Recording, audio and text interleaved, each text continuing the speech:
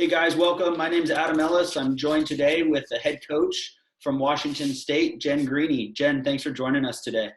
Yeah, absolutely. Thanks for having me. Yeah, of course. Hey, just want to start with some questions. We know that you had a very extensive career and very successful career playing at Washington State. So kind of wanted to get an idea from you about what the biggest differences were between playing and coaching and what you miss about playing. There's some definite differences. I think probably the biggest thing as a player is, at least for me, I showed up and I did what I was supposed to do. There's not a lot of,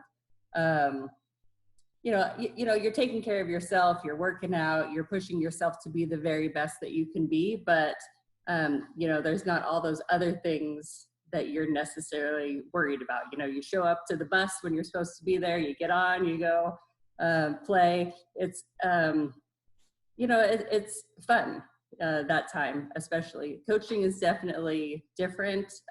You're not only taking care of yourself and trying to make yourself better, but the program as a whole, there's so many other things that you have to worry about. So those carefree days of just showing up to the bus and walking into the arena and just trying to do your very best, that kind of ends when you're done playing and switches over to many more things to worry about when you're a coach.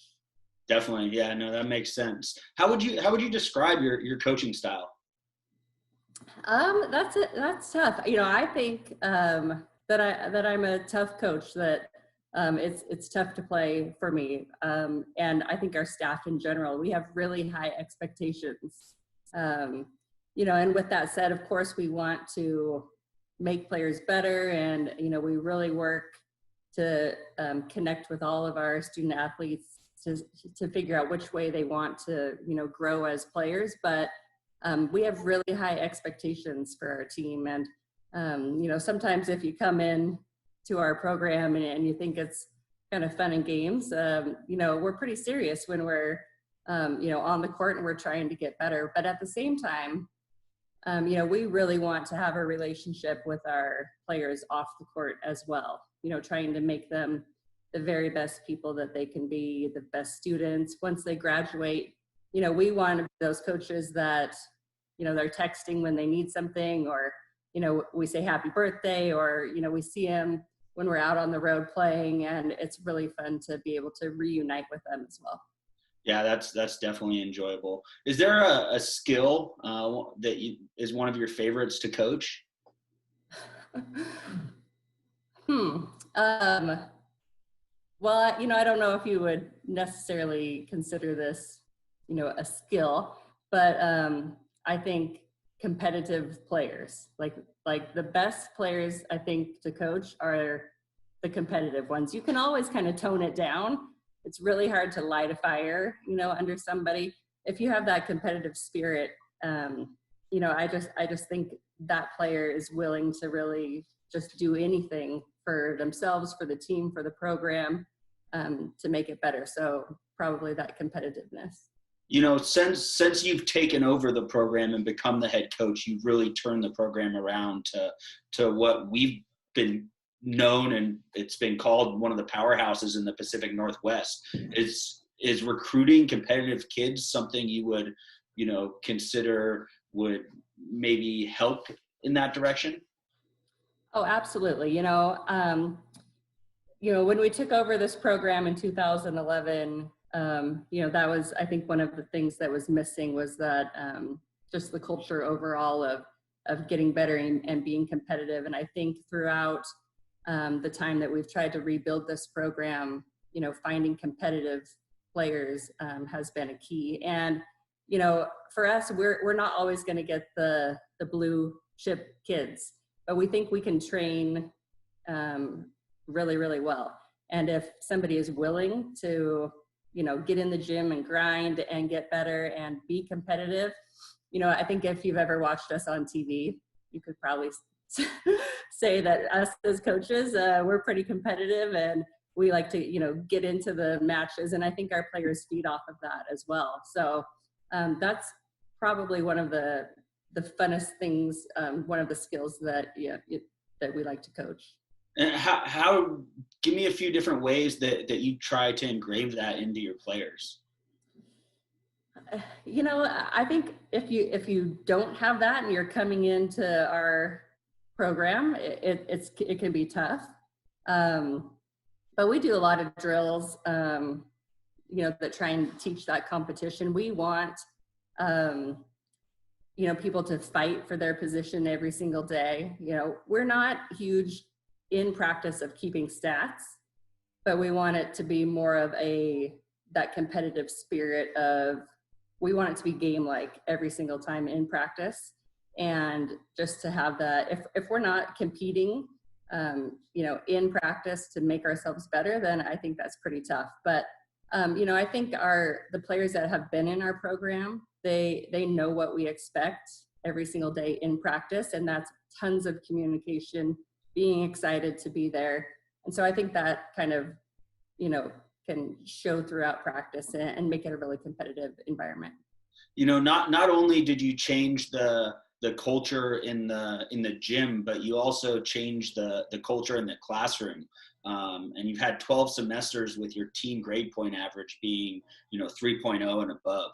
What have you done to change that culture as well? Because that's extremely, extremely successful. Yeah, it was not in a good place when we took over the program at all. The team GPA was a 1.96, which is difficult to do. Then people were not going to class. They were not taking their academics seriously. So, as a coaching staff, that's pride in your program. That's pride in yourself, pride in your team. So we really focused on making it a priority to, be better as a team. And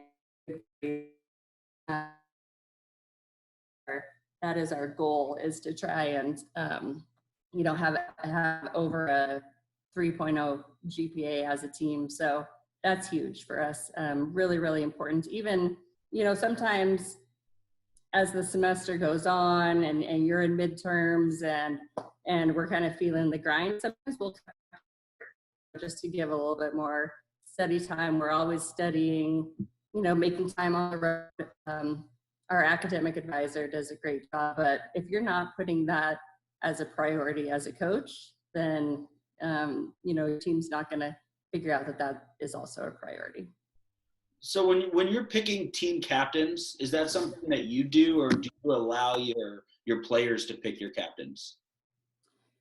Yeah, we have gone kind of a few different ways in picking captains, but I don't think that just coaches picking a captain is the best way to do it. It's the captain is really there to be, a coach on the floor, a bridge between the coaches and the rest of the team.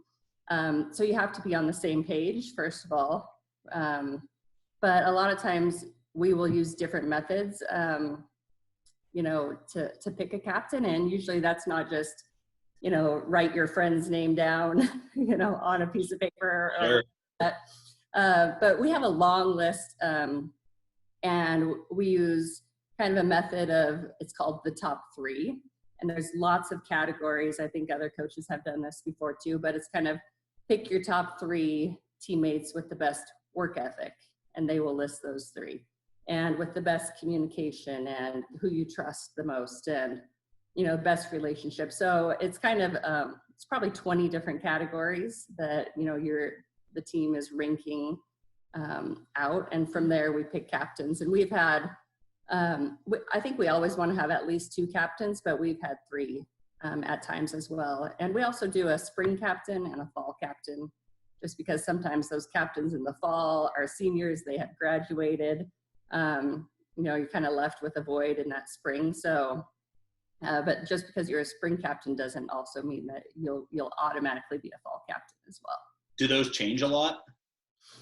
No, it's typically, those players with those leadership skills that, are in the spring. Typically, they carry that on through the summer and then go into the fall. But, we always want to be, saying that your spot always needs to be earned, whether that's captain or on the floor, as I'm sure you do too. So it's just something that as a spring captain, that you're always striving to be the same in the fall. Sure. So we were able to watch the video that you guys posted last week with trying to stay connected with volleyball. Love seeing your kids out there doing that with you. What are you doing to stay connected with your college team right now? Yeah, it's tough. I think everybody across the country is kind of in the same boat. We're just doing Zoom meetings once a week. This week we're having kind of our team building guru who's out of Nevada that usually does our team building with us. He's going to join on a call and just do a couple of exercises just that we can do not with each other. But we are really towards the end of our semester right now because we're on semesters. We only have one more month of school. And so with everybody changing over, to online classes, and we only have, I think, 2 people in Pullman right now. Everybody else is spread out throughout the US and in Europe as well. So we're really just trying to push the academics hard right now, and we'll see where it goes. But it's tough. So we're just connecting once a week, and the team also kind of assigned themselves an accountability partner. So they have somebody that they connect with on the team every single day, whether that's for academics or workouts or whatever that they're doing. So, they decided to do that themselves. So that's another way that they, as a team, are holding each other accountable and staying connected. Very cool. Very cool. We noticed that you had wrapped up your 2020 recruiting process. Are you pretty excited about your recruits coming in next year? Yeah, I have a special guest that's going to come talk about recruiting. Yes. Recruiting guru. And I am quarantined with him. So here's the man. We can have staff meetings every day. How's it going? Just the two. Burnette, how you doing, buddy? I'm good. How are you? Good. Yeah, so 2020 recruiting class. You want to repeat the question, Adam, since he was in the kitchen? Yeah, you just finalized and posted your recruits for 2020. You pretty fired up about the 2020 class, and what can we expect from you guys next year in the fall?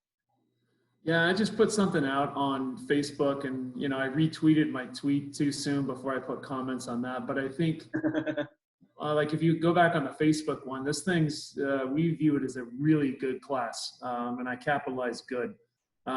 It could be great eventually. We feel like there's at least 4 positions, and potentially every position we now have competition going with our returners and the incoming 2020s. And we think there's at least half the kids that can push for immediate playing time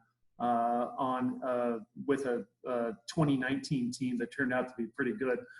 We thought it was going to be rebuilding, to be honest with you. We thought we were a couple years away, and we're not sandbagging on that. We didn't think it was going to be very good. And then that turned into a very good team. Now we got the 2020s coming in, and, we got Juliana Dalton was a Fab 50 kid, and we've never had one of those. So that's a lot, obviously, on what she's done, and she's earned it.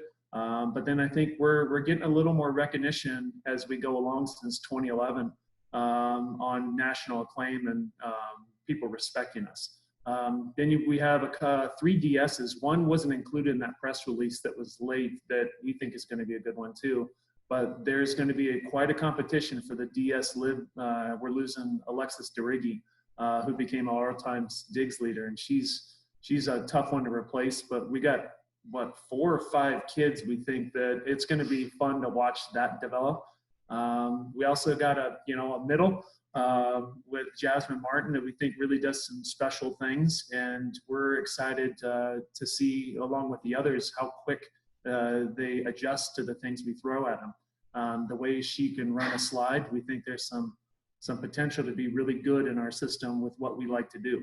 And then let's see, there's a setter that's coming out of Mexico that not a lot of people knew about, and she didn't start setting actually until last April. And in the span of like 4 to 5 months, made it all the way through the ranks up to the senior national team that was going through pre-Olympic qualifiers and setting with Wow. like setting for Samantha Bricio and some other, I'm familiar with the Mexican team from watching them, but she's very good. And I think the Dominican won the pre-Olympic qualifier, and Argentina is her name. She set that 5-set match for Mexico going against Dominican Republic. So we already got a good one in Hannah Pukas, but we got another one following right away with Argentina. We just think this group is energetic, enthusiastic. We could tell. We Zoomed with them the other day. We can tell their personality. They're going to fit into what we're looking for, and I think what we need in our class. It sounds like, every position is extremely athletic, and it just sounds like, every practice is going to be so competitive and exactly what you're looking for in your gym and the culture that you guys have created. Yeah. I think last year, like Burdette said, that we were pretty, I guess, pleasantly surprised. We had 11 either freshmen or redshirt freshmen that had never played a Pac-12 match before. And so it was kind of, we weren't really sure what to expect. I think with this incoming 2020 class, there's going to be a ton of competition, like you said, Adam, every single day in practice, and it's going to make it really, really fun in the gym. Man, I would love to come up for a practice. You're always invited anytime. Actually, we have open practices actually, so anyone can come to practice. Awesome, love that. Talk to us a little about you've gone to the NCAA tournament multiple times as a player and as a coach. Do you have a favorite memory or experience as either a player or as a coach? As a player, we went 3 straight years. I actually got injured my senior year, and we ended up just missing the NCAA tournament that year. But my sophomore year was probably our best year. We barely missed going to the Final Four that year. We lost to Stanford in the Elite Eight. Why we had to play Stanford? Because first in the Pac-10, and we were second. I'm not quite sure. I still have a lot of resentment about that. But I think that year as a whole, we went undefeated at home, beat some really great teams, beat Stanford at home. So those wins and that just season as a whole was probably my favorite as a player. As a coach, it's tough to kind of pinpoint just one. I think in 2018, making it, being able to host the NCAA tournament, making it back to the Sweet 16 after 14 years, I think was pretty phenomenal. So that was a big win. And then this year I think was pretty special, just with such a young group and not expecting, I think, a whole lot. Us just sweeping all the Northwest schools. I know you're doing the Northwest roundabout right now, but for us to go 6-0 against really, really great competition in Oregon State, Oregon, and Washington, that's pretty special as well. Yeah, a lot of great memories. Jen, Adam, I want to add in one, and it's going to be really quick. In trying to turn this thing, our first real class was 2013, and that was with Kyra Holt, who's over in Sweden, and playoffs got cut short over there. She's re-signing with the Swedish team Neuchâtel for her 3rd year, playing with Tia Scambray, actually. Okay. And last year, like Martine Bettendorf. So anyway, in 2016, we got their senior year, and we hadn't made the NCAA tournament yet. And we made the tournament. It was kind of the last hurrah. And to be honest, we were starting to get to the end of our contract and going, gosh, if we don't turn this thing, what's going to happen? Well, these kids, everything we ended up going 22-10 that year or something, but getting first round and beating Marquette, and the feeling in the locker room, this was at Wisconsin, getting our first NCAA tournament win. It gives me goosebumps still. And kind of, it was a culmination for the belief that those 2013s had in us. and it showed up their senior year. So I think that was pretty special also. Would you say that that was kind of the turning point of the program? You could, philosophically, you could look at, there's a bunch of turning points. I think that was a kind of get over the hump moment right there, that, okay, you can see kind of what this program could be. And I think it was, we had a belief that it was going to turn at some point, but I don't think others saw it. We saw it sometimes when we talked to recruits, the lack of response in club coaches or club directors' faces, being like, oh, you guys are, whatever. And we actually saw, I think, some facts being put out there that, yeah, you could say that was a turning point. Big time. Jen, you were the seventh player in Washington State history to have 1,000 career kills. 3-time all Pac-10 selection. You trained with the U.S. national team, and I guess for student athlete, you have so many that look up to you. What is the best advice you can give to a student athlete wanting to play at the collegiate level? I think I have a story that is maybe different than a lot of other coaches. And that's the fact that I was actually a basketball player. I don't know how many people really know that, but I did not play club volleyball, which probably wouldn't happen today. But I played AAU basketball, and then, through some camps, actually here at Washington State, really fell in love with volleyball.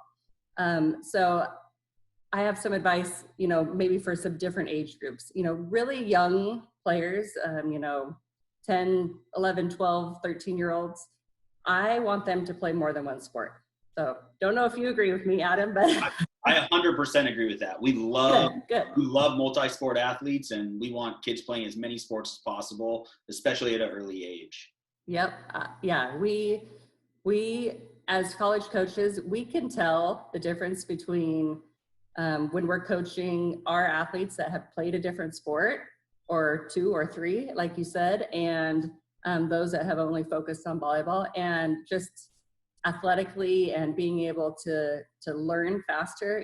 The more sports you can play, I think is just better for you as a volleyball player, especially if you learn how to throw a baseball. Yeah, big time. We've done that with players in our gym, actually, try to teach them how to throw a baseball. Yeah. I think the other thing, just as far as being an athlete, you got to work. My dad was a coach. I had 2 older brothers. I was in the gym, not necessarily playing volleyball, but I was in the gym doing something all the time. And, it just doesn't come to you. You have to go get it and work for it. Then I think as a coach, I would say, for athletes, there is a place for you to play in college. There really is. We were NAIA coaches for 4 years. I've been a high school coach. I've coached middle school. I've coached young kids. But being NAIA coaches, I think we went through a lot of recruits that said, oh, I just want to play Division I. And we as coaches were like, well, we're better than some Division I's. Why does that make Sure. So, there is a place for every player if they want to play in college, whether that's at a junior college, NAIA Division III, just to be able to play in college at many different levels. I think there are opportunities out there if you're working for it, and if you want that. Definitely. One last question, and then I'll let you guys go. What are the top 3 things that you look for in an athlete when you're recruiting them? Oh man, I think it has changed. You got notes on this? I do. Well, he gave me some questions.